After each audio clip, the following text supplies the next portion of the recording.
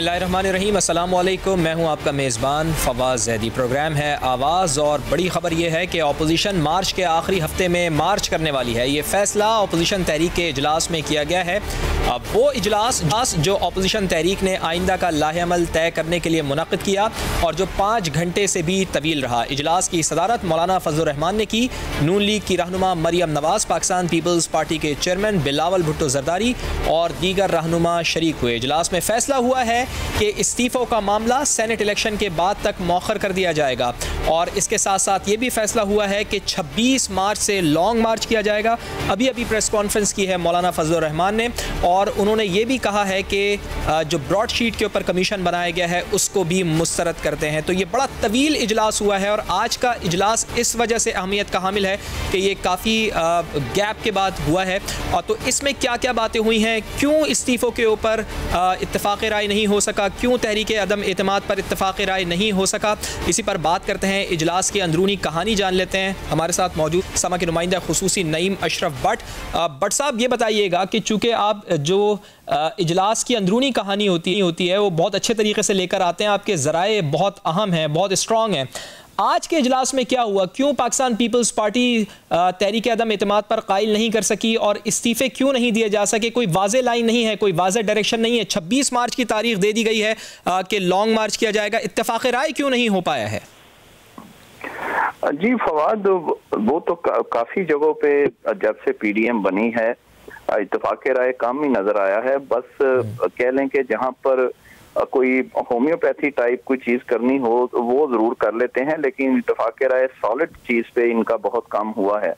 आज के इजलास में जो इस्तीफ़ों की बात थी वो मुस्लिम लीग नून और जो मौलाना फजलुर रहमान और कुछ छोटी जमातें थी, वो यही तजवीज़ उनकी थी कि कम अज़ कम जो है वो कौमी असम्बली से ही इस्तीफ़ों का जो है वो कर लिया जाए। अगर सिंध में कोई मसला है तो सूबाई असम्बलियों से मुस्तफ़ी नहीं होते तो कौमी असम्बली से ही हो जाते हैं, क्योंकि मुस्लिम लीग नून के रहनुमाओं की ये राय है कि जो जब लॉन्ग मार्च करेंगे और 6-7 रोज लगेंगे, अब जो कराची कोयटा वहां से लोग लेकर आएंगे तो उनको एंड पर लॉन्ग मार्च के एंड पर क्या कहना है, कुछ तो ऐसा बड़ा ऐलान हमें करना है कि जिससे कोई असर भी हो और हुकूमत मुश्किल में आए और जो इनका मेन एजेंडा है वो पूरा हो सके। तो वो तो इस्तीफे ही हैं और हमें लॉन्ग मार्च के एंड पे इस्तीफों का ऐलान कौमी असम्बली से कम इकट्ठे कर देना चाहिए।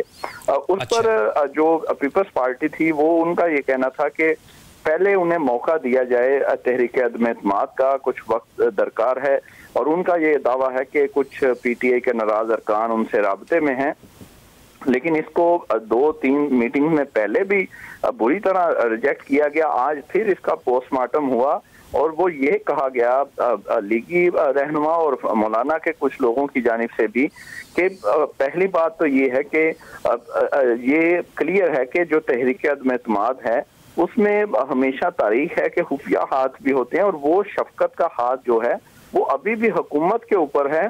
अब वो हमारे साथ उस तरह नहीं है। गालिबन वो पीपल्स पार्टी को ये कह रहे थे कि या तो फिर आप बताएं कि आपके साथ कोई ऐसा राब्ते हैं, कोई आप ऐसी कोई हमायत लेकर आए हैं, जो कि वो जाहिर है वो क्लियर तो वो नहीं कहेंगे इतने बड़े प्लेटफॉर्म पे जहां पर मुख्तलिफ जमातें मौजूद हों, वो ये दावा तो नहीं कर सकते। तो वो जब कहा तो वो खामोश हुए पीपल्स पार्टी वाले। जब मुस्लिम लीग नून और कुछ रहनुमाओं की जानिब से ये बात आई कि जो शफकत का हाथ है वो अभी भी हुकूमत के ऊपर, पीटीआई के ऊपर है और इसी वजह से जो इत्तेहादी जमातें हैं मुस्लिम लीग काफ, एमक्यूएम और जीडीए वो उनके साथ हैं। तो दूसरा ये भी बताया गया कि 172 हमें हर सूरत अरकान चाहिए उस तहरीक के लिए जब वो करारदाद पेश हो, तो बेशक उस वक्त हुकूमत का एक भी रुकन ना आए, हमें 172 हर सूरत मौजूद सामने दिखाने हैं। तो अभी अगर हम गिने भी तो 161 या 60 बनते हैं और उनमें से भी कुछ तो जेल में हैं।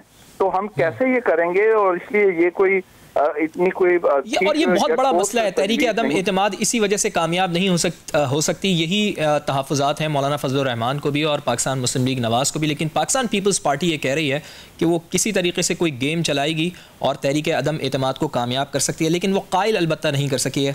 अपने प्रोग्राम में जो हमारे साथ आज गेस्ट हैं उनका भी से नाज़रीन तारुफ़ करा देता हूँ। फ़ारूक हबीब साहब हैं, पाकिस्तान तहरीक इंसाफ के रहनुमा हैं। मियाँ जावेद लतीफ़ हैं, पाकिस्तान मुस्लिम लीग नवाज़ से हमारे साथ हैं। तज़कियाकार जनाब आरिफ हमीद भट्टी और एंकर पर्सन जनाब बैरिस्टर एहतिशाम साहब भी हमें ज्वाइन कर चुके हैं। आप सबका बहुत बहुत शुक्रिया। गुफ्तगू का आगाज़ मियाँ जावेद लतीफ़ साहब आपसे शुरू करते हैं। 31 जनवरी की आप लोगों ने डेडलाइन दी थी कि जी इस्तीफ़े दे देंगे, हुकूमत को ख़त्म होना है। 31 जनवरी की डेडलाइन देने के बाद आज का जो इजलास था वो बड़ी अहमियत का हामिल था। हमें ऐसा लग रहा था कि शायद फरवरी में कोई तारीख आप दे देंगे और इस्तीफ़े दे देंगे और हुकूमत शायद चली जाएगी, कोई ऐसा इकदाम आपकी तरफ से उठाया जाएगा या एटलीस्ट लॉन्ग मार्च ही आप शुरू कर देंगे फरवरी के महीने में। लेकिन आज भी कुछ नहीं हो सका। कहीं आप लोग अपने वोट बैंक को तो मेंटेन नहीं कर रहे हैं, चूंकि मोमेंटम तो नहीं बन पा रहा है। कभी आप गुजरावाला में जलसा करते हैं, फिर उसके बाद बड़ा गैप आ जाता है, कभी आप किसी शहर में जलसा करते हैं, तो बज़ाहिर ऐसा लग रहा है कि 5 साल का इंतजार आप भी कर रहे हैं। फ़ाद, आपको हक हासिल है, आप जो बात करना चाहें, जो आप तज़िया अपना पेश करना चाहें, मगर हक़ाइक़ इसके बरअक्स हैं। अच्छा। आप मुझे ये बताएं कि कभी ये तो नहीं हो सकता कि किसी की ख्वाहिश पर कोई इस्तीफ़ा दे दे या आप किसी इशारे पर कोई तहरीक चला रहे हो, किसी अम्ब्रेला तले किसी की भी ख्वाहिश नहीं है, पाकिस्तानी कौम की भी ख्वाहिश नहीं है। ये तो मरियम नवाज साहिबा ने जो कहा था कि 31 जनवरी तक इस्तीफे हो जाएंगे, पीडीएम ने जो कहा था 31 जनवरी तक इस्तीफे दे देंगे। मैं तो एक सादा सा सवाल कर रहा हूँ सर आपसे। नहीं फ़वाद, आपको ये भी हक हासिल नहीं है जो आप बात कर रहे हैं। आपने सवाल किया है, मुझे इतना हक दें कि मैं उसका जवाब दूं। आपको ये राइट नहीं है कि मेरी बात भी आप खुद करें। आप बात प्लीज कंटिन्यू करें आप कि जो ये तहरीक चल रही, क्या कह रहे हैं आप? कंटिन्यू करें सर, कंटिन्यू करें आप, मैं मौका दे रहा हूं आपको। आपकी बड़ी मेहरबानी अगर आपने मौका दे दिया। मगर फ़वाद, मैं ये आपको बताऊं कि ये तहरीक मुकम्मल तौर पर अवामी ख्वाहिशात के मुताबिक है। उसमें का ज़िंदा सबूत ये है कि आप जलसे जुलूसों में आप अवामी शमूलियत देख कर इससे अंदाज़ा कर सकते हैं। और अगर आपने अपने ढंग से इसके मायने, इसका असर जज करना हो, तो मुझे ये बता दे कोई कि 2.5 सालों में करप्शन इस मुल्क के अंदर बढ़ी, कर्जे इस मुल्क के अंदर बढ़े, महंगाई इस मुल्क के अंदर बढ़ी, बेरोज़गारी इस मुल्क के अंदर बढ़ी, जमहूरियत कमज़ोर हुई, पाकिस्तान दुनिया में तनहा हो गया। कल आप योम कश्मीर मनाने जा रहे हैं, कश्मीर आपके हाथों से निकल गया। इसके बाद भी क्या कोई बेहिस कौम ही होगी जो ये कहेगी कि जैसे भी मुसल्लत कर दिए गए हैं हमें कबूल है? आप मुझे ये बताएं कि कोई 2.5 सालों में एक ऐसा ढंग का काम ये बता दें जिसको ये एक मिसाल बनाकर दुनिया को पेश कर सकें, अपनी कौम को पेश कर सकें कि कोई जस्टिफिकेशन रह गई है हमारे आप पर मुसल्लत रहने की, तो वो तो कुछ नज़र नहीं आ रही। अब आप फरवरी का महीना हम मुख्तलिफ डिवीज़न हेडक्वार्टर पर पीडीएम की क़यादत जाएगी, ज़िली हेडक्वार्टर पर महंगाई मार्च हम कर रहे हैं, और मार्च के दूसरे तीसरे हफ्ते में तमाम रैलियां जो हैं इस्लामाबाद की तरफ रुख करेंगी, जिसको आप लॉन्ग मार्च का कहते हैं। अब जहां तक इस्तीफ़ों का आपका तल्लक है, तो इस्तीफ़े हों या इस्तीफ़ों के बग़ैर अपना वो टारगेट आप अचीव कर लेते हैं जो कौम आपसे तवक्को रखती है, तो वो आपको नज़र आ जाएगा। जब हम इस्लामाबाद पहुंचेंगे तो हर मरहले पर पीडीएम की लीडरशिप मशावरत करेगी और अगले अपने लाए अमल का ऐलान करेगी। ये है वो तरीका जो किसी इशारे के बगैर, किसी अम्ब्रेला के बगैर कोई तहरीक चलती है, और अगर किसी इशारे पर हो रही हो तो यकीनन आपका सवाल फिर जायज़ है कि आपने 31 जनवरी का ऐलान किया था और 1 फरवरी को हुकूमत का खात्मा नहीं हुआ। ये आप कहने में फिर हक बजानब है। और अगर अवामी दबाव से ये फैसले तब्दील होने हैं तो फिर वक्त लगता है, और वो वक्त आपके सामने आपको नजर भी आ रहा है। ठीक है, ठीक है। आप अब जो मियां जावेद लतीफ़ साहब, आपका जो मौक़िफ़ है जिसमें आप कह रहे हैं कि अभी वक्त लगेगा और हम मोमेंटम बनाएंगे और फिर मार्च के महीने में हम फिर फैसला करेंगे, हम इस्लामाबाद की तरफ रुख करेंगे। फ़ारूक हबीब साहब, आप मुझे थोड़ा सा ये बताएं कि आज की जो PDM की अभी प्रेस कॉन्फ्रेंस हुई है मौलाना फजलुर रहमान ने, जिसमें ऐलान किया और मियां जावेद लतीफ़ साहब भी ये कह रहे हैं कि मार्च के महीने में हम फिर इस्लामाबाद की तरफ रुख करेंगे, तो इस फैसले से जो आज PDM ने कर दिया है, आप थोड़ा सा रिलैक्स हुए हैं या फिर आपको ज़रा थोड़ा सा परेशान हुए हैं इस फैसले से? चूँकि 26 मार्च की तो तारीख दे दी है, कम अज़ कम एटलीस्ट ये तो ये कह रहे हैं कि हम इस्लामाबाद की तरफ मार्च कर रहे हैं, 1 से 1.5 महीना आपके पास और है। रिलैक्स हैं या फिर परेशान हो गए आप? देखिए, बात ये है, कहते हैं खोदा पहाड़ निकला चूहा। मसला इनका ये है कि ये तो इस्तीफे दे रहे थे, आज की तारीख के मुताबिक तो हमारी हुकूमत ही नहीं होनी चाहिए थी। सही है। आज आप देखें ना कि किस तरीके से जो इनके चेहरे थे वो हारे हुए लश्कर के थे, किस तरीके से इनके चेहरे जो है वो लटके हुए थे, और इनको अपनी जुबान, इनकी बॉडी लैंग्वेज इनका साथ नहीं दे रही। आप देखें कि इनका आर और पार और खवार वाला जो जलसा था वो लाहौर का आखिरी जलसा था। उसके बाद जो है ये आप कहाँ पे डिवीजनों की तरफ निकल पड़े हैं। मुझे तो वो पुरानी की वो गेम याद आ गई है जिसके अंदर 99 के ऊपर सांप डंक मारता था, 0 पे बंदा वापस आ जाता था। वो इनके साथ हुआ है कि इनको अपनी बातों के ऊपर ही अदम एतमाद है। PDM एक दूसरे के ऊपर अदम एतमाद कर रही है। 5 घंटे इन्होंने आज लगाए, सर जोड़ के बैठी हुई थी ये तमाम जो PDM चोरों की यूनियन है कि किस तरीके से हमें NRO मिल जाए, किस तरीके से हम एहतसाब से जो है वो बच जाए। और आखिर में जो है इन्होंने शॉर्ट मार्च का फैसला किया कि हम 26 मार्च को जो है वो मार्च का फैसला करेंगे। मियां साहब 26 मार्च को आ रहे हैं इस्लामाबाद या फिर फैसला होगा? भाई 26 मार्च को हम इस्लामाबाद के लिए निकलेंगे। मियां साहब से पूछ लो ना, ये जरा कंफ्यूजन हो रही है ताकि आपको भी कंफ्यूजन कोई बाकी ना रहे। जी फवाद, मैं आपको कह रहा हूँ कि 26 मार्च को पूरे पाकिस्तान से हमारे काफिले इस्लामाबाद की तरफ रवाना होंगे। आरिफ हमीद भट्टी साहब, ये क्या हो रहा है? PDM कोई फैसला क्यों नहीं कर पा रही है? 1.5 महीना और इन्होंने हुकूमत को दे दिया, कह रहे हैं कि जी इंतखाबात के बाद, सेनेट इंतखाबात के बाद फैसला होगा। बिस्मिल्लाहिर्रहमानिर्रहीम। इम्कान ये ही था कि इम्कान में रहेगा, ये परेशान ही रहेगा। ये मैंने एक शेर पढ़ा है, खुदा ना खास्ता इसको हालात से मुनासबत नहीं की। मेरी गुजारिश ये है कि हमारे मोहतरम कायदीन PDM ने 2 चीजें बड़ी थी जो बमशल था, एक इस्तीफे देना, दूसरा धरना देना।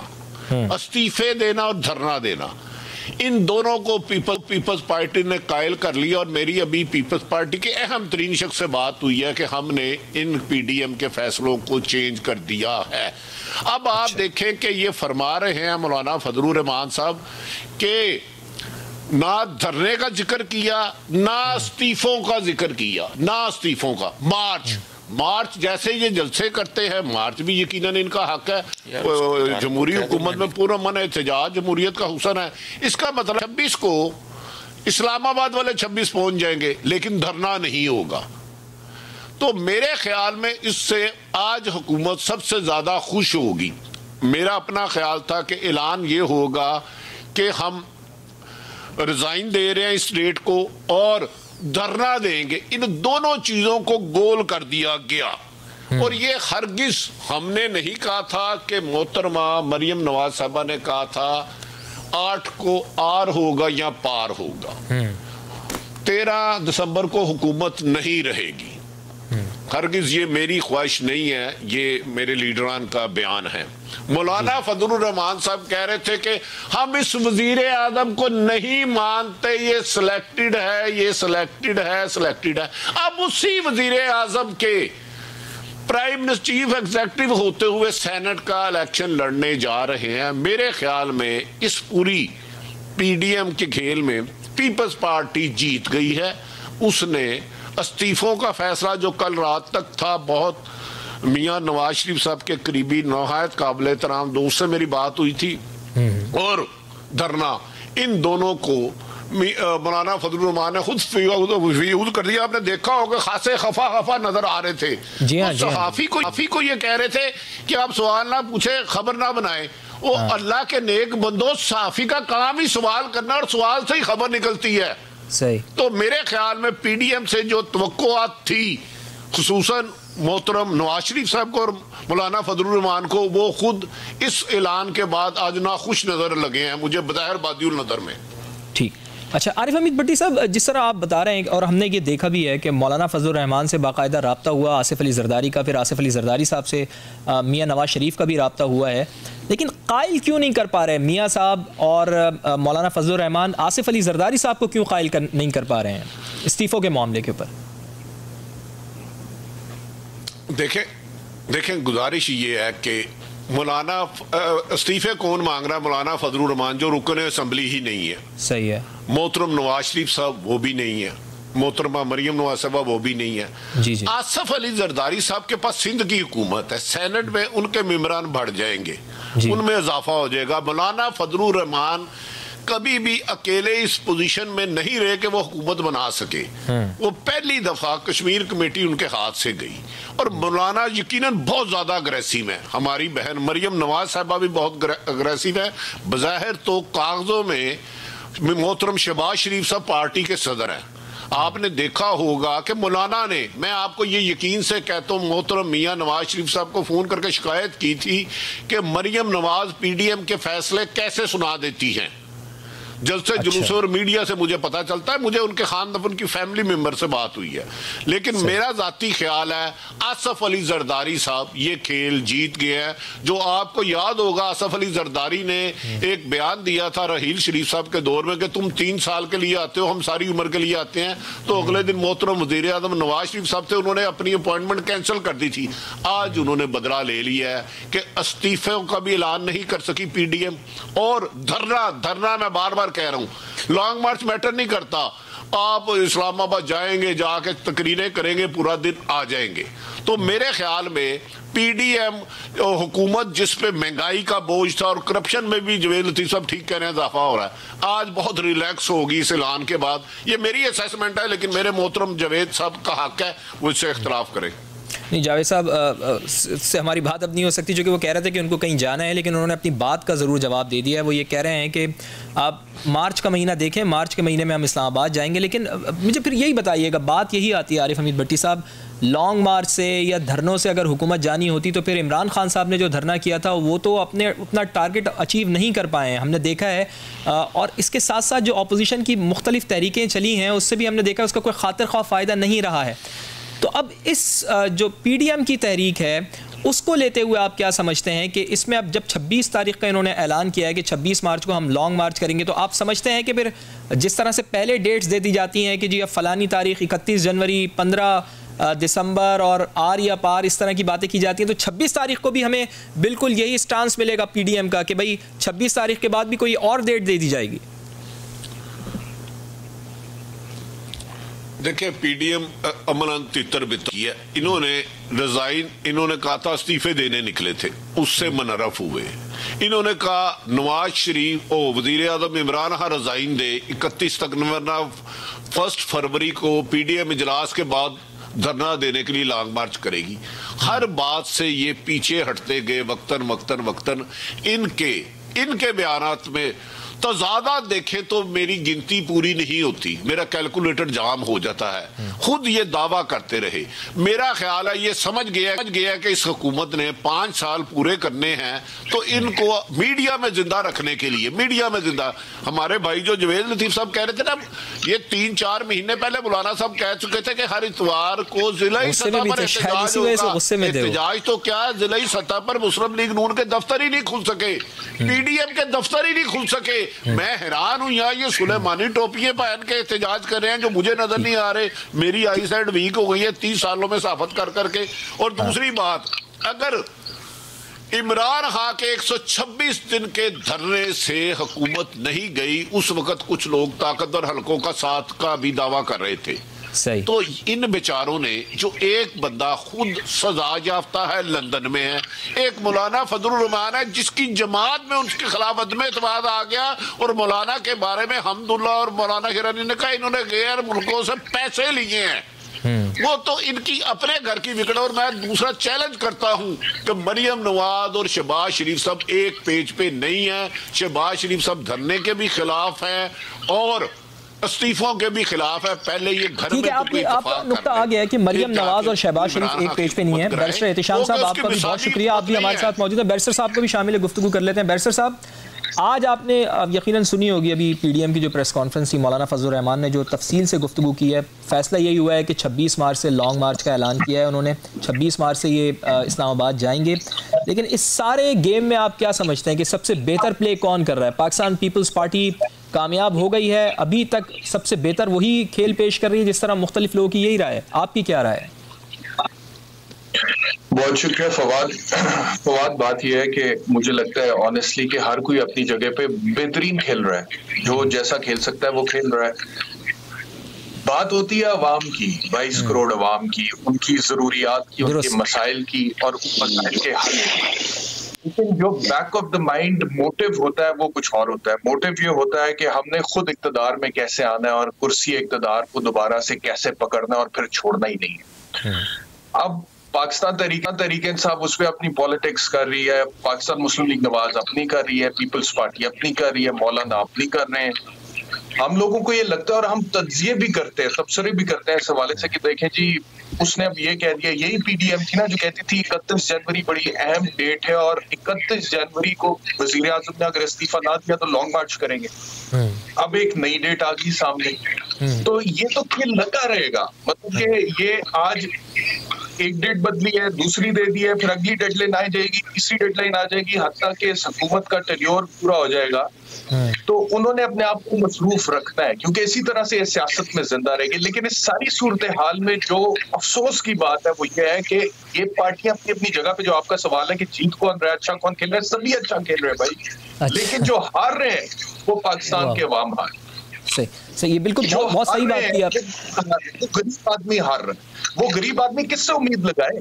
अगर इमरान खान अभी परफॉर्म नहीं कर पा रहा है पिछले 2.5 साल से, तो वो मियां नवाज शरीफ से उम्मीद लगा ले जो 3 दफा पहले वजीर आजम रह चुके हैं, या वो पीपल्स पार्टी से उम्मीद लगा ले जो 4 दफा इक़्तिदार में पहले रह चुकी है, या फिर वो मौलाना फजलुर रहमान से उम्मीद लगा ले जो भट्टी साहब अभी जिक्र कर रहे थे कि पहली दफा कश्मीर कमेटी उनके हाथ से गई है, तो इस वजह से वो बहुत दिल मिलाते हैं और बहुत तकलीफ में। ये सब आजमाए हुए लोग हैं ना, सब आजमाए, इससे उम्मीद है। तो ये अवाम बेचारे, बहुत सारे लोग शायद समझते भी हों कि जी जेन्युइन अब अवाम की बात हो रही है और वाकई मतलब कोई दोबारा आ जाएगा तो अवाम के मसाइल हल हो जाएंगे। बट मुझे तो इसमें कोई डाउट नहीं है कि ये करियर के तौर पे पॉलिटिक्स करते हैं और मकसद सिर्फ इक्तदार में वापस आना है और उसके लिए लोगों के मसाइल को एक्सप्लॉइट किया जाता है, बयानात दिए जाते हैं, डेडलाइंस दी जाती हैं, धरने किए जाते हैं, मार्चेस का ऐलान किया जाता है।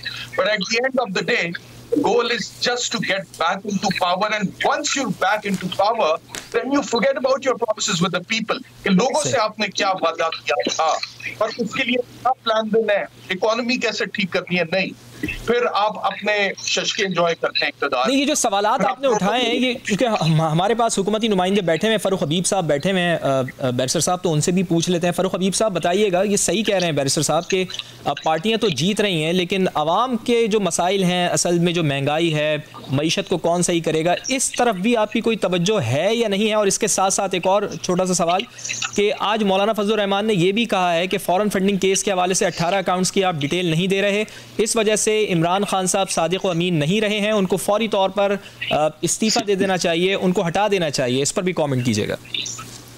देखिए बात यह है, अगर बात तो फजलुर रहमान साहब के ऊपर आ जाएगी ना, फिर तो आप ना ही समझे ना। मामला ये है कि फजलुर रहमान साहब ने तो अपना हिसाब देना है लीबिया और इराक और बाकी ममालिक से जो उनको फंडिंग आई है, जो तख्तियां इनके दफातरों में लगी हुई हैं, पेशावर पे दफ्तर के ऊपर तख्ती लगी हुई है कि ये मोहम्मद गद्दाफी की फंडिंग से ये दफ्तर बना है। मैं हुसैन अहमद, मौलाना शेरानी, मौलाना शाह, इनकी अपनी पार्टी के लोग इनका भांडा फोड़ रहे हैं। वो कह रहे हैं कि इन्होंने फंडिंग ली है, आ जाए ना, ये अपनी रसीदें ले आए।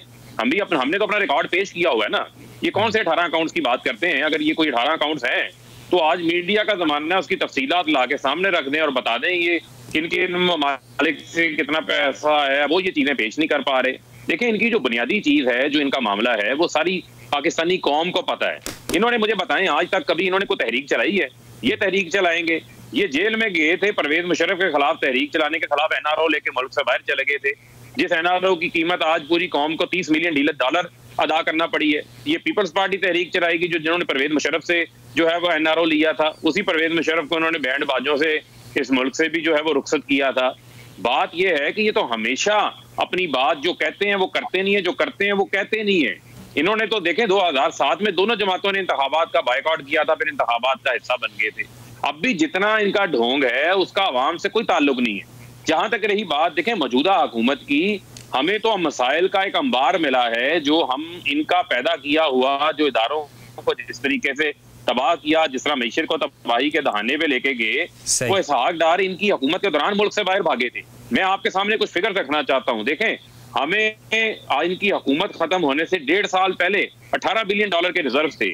इसी इसहाक डार ने कितना जुल्म किया कि वो जो फॉरेन रिजर्व थे वो मार्केट में फेंके, $9 अरब के ऊपर रिजर्व छोड़ के गए, रिकॉर्ड करंट अकाउंट खसारा छोड़ के गए जिसको हमने मैनेज किया। नहीं, ये सारी बातें तो फारूक हबीब साहब आप हमेशा से करते रहते हैं, और जो अगर मसाइल हल नहीं हो रहे तो इसका जिम्मेदार आप पुरानी हुकूमतों के ऊपर डालते हैं, पिछली हुकूमतों के ऊपर डालते हैं, लेकिन खुद भी आपको कुछ करना पड़ेगा। एक ब्रेक लेनी है नाज़रीन मुझे अभी, ब्रेक के बाद आपको दोबारा ज्वाइन करेंगे।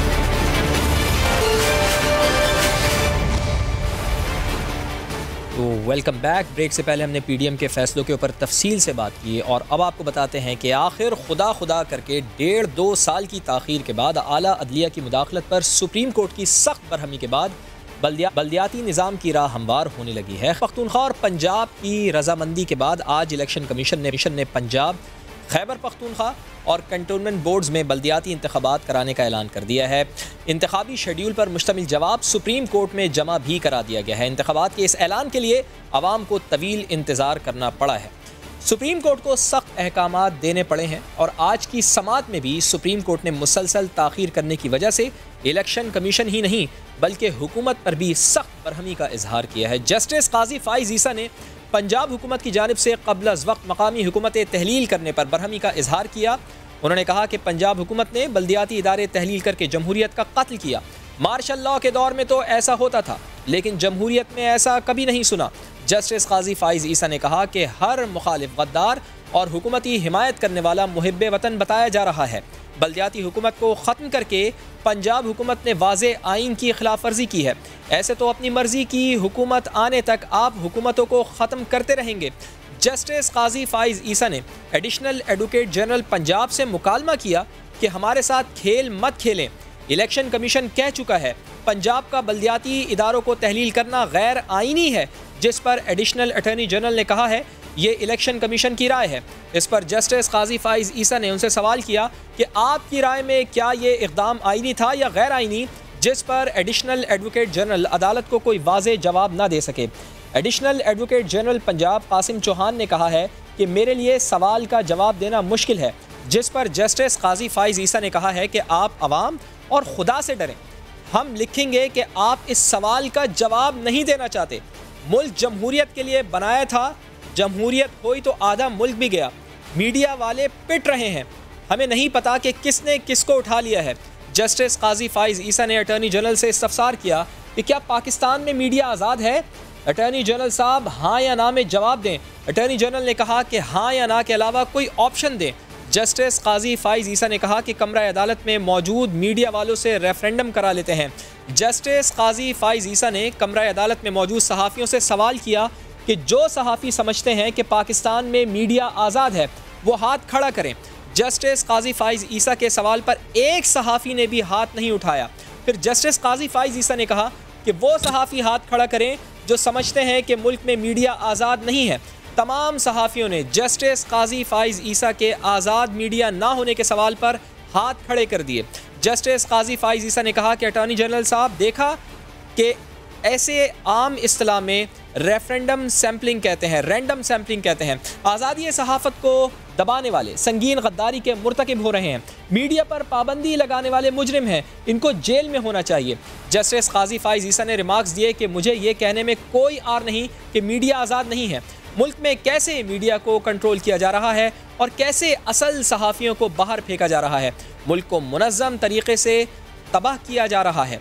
जब मीडिया तबाह होता है तो मुल्क तबाह होता है। मीडिया को कंट्रोल करके अपनी तारीफ सुनकर खुश हो रहे हैं। ऐसे लोगों को माहिर नफ्सियात के पास जाना चाहिए। जस्टिस मकबूल बाकर ने कहा है, जजिस को ऐसी गुफ्तगू से एहतराज़ करना चाहिए, लेकिन क्या करें, मुल्क में आइडियल सूरत हाल ही नहीं, कब तक खामोश रहेंगे। अटॉर्नी जनरल खालिद जावेद ने कहा है, मुल्क हालत जंग में है, जिस पर जस्टिस मकबूल बाकर ने कहा कि मुल्क में वाकई एक जंग जारी है और वो अवाम के ख़िलाफ़ है।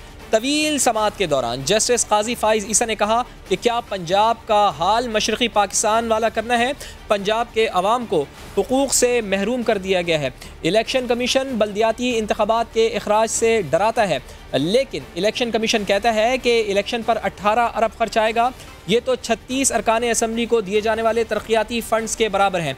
ये अवाम का पैसा है। तवील समात के बाद सुप्रीम कोर्ट ने बल्दियाती इंतखाबात केस की समात 1 मार्च तक मुलतवी कर दी। ये तो था आज की समात का अहवाल, जिसमें अदालत की जानिब से सख्त रिमार्क्स दिए गए, लेकिन आज की समात में अच्छी बातें भी सामने आई हैं। तो ये बड़ी तफसीली हमने आपको बताई रिपोर्ट के समात हुई है और जस्टिस काजी फाइज़ ईसा ने इसमें जो रिमार्क्स दिए हैं वो यकीनन हुकूमत को इसका जवाब देना होगा कि आया जिस तरह से मुल्क में निज़ाम चल रहा है क्या वो इसी तरीके से कंटिन्यू हो पाएगा या नहीं हो पाएगा। तो हुकूमत के लिए मुश्किलात पे मुश्किलात खड़ी होने जा रही हैं।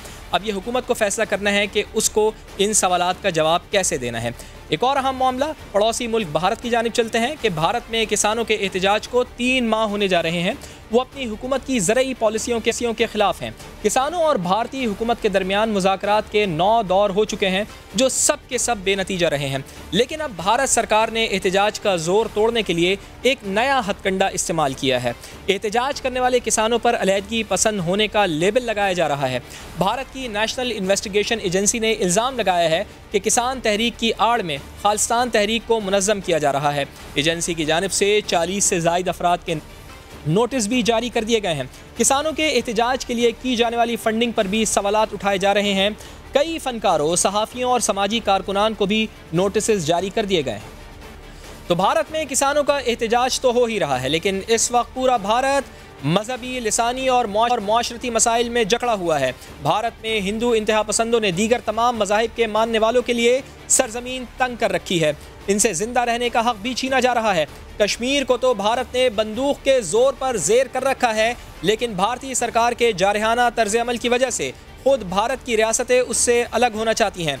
भारत की कुल 29 रियासतें हैं, जिनमें से 16 उससे अलग होना चाहती हैं।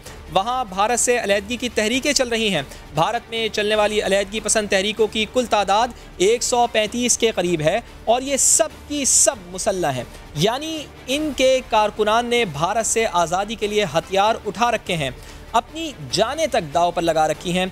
साउथ एशिया टेररिज्म पोर्टल के मुताबिक 1994 से लेकर 2017 तक दहशत गर्दी की वजह से तकरीबन 66,000 अमवात हुई हैं। शिमाल मशरक़ी भारत की 7 रियासतें आसाम, त्रिपुरा, हिमाचल प्रदेश, मिज़ोरम, मणिपुर, मेघालय और नागालैंड बागी तहरीकों हैं। एक रिपोर्ट के मुताबिक सिर्फ आसाम में 34 बागी तहरीकें काम कर रही हैं नाजरीन, जो मुल्क के 162 अजला पर मुकम्मल कंट्रोल रखती हैं।